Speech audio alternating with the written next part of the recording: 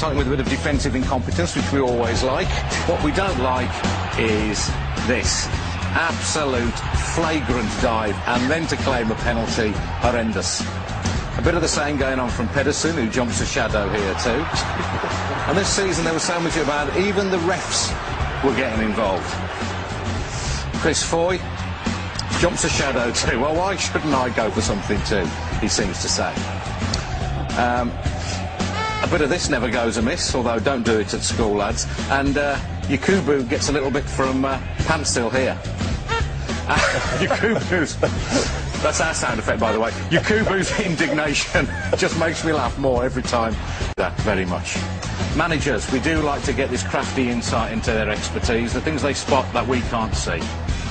Always good advice, that, isn't it?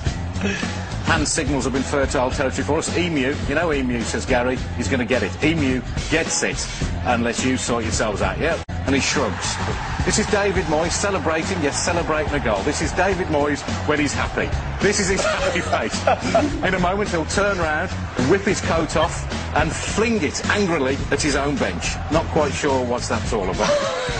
Here's a metaphor for Man City's whole season. The manager stands up, the chair flits back, and he nearly ends up on his ARSE, but just about saves himself, as he has done till the end of the season.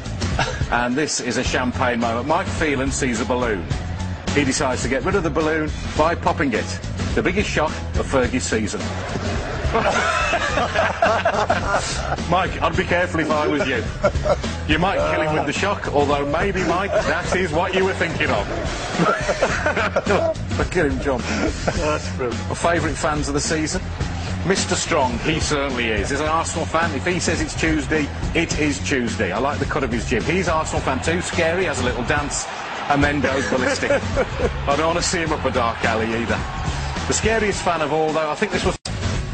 It was the moment I knew back in August West Brom's season was going to work out. When even the ball boys can't stay on their feet, you know you're going to have trouble staying in the Premier League. Up she goes. There was a bit of the Devon lock about that, jumping a shadow. And here we see Scott Carson doing what most West Brom fans will do when they look back at the season.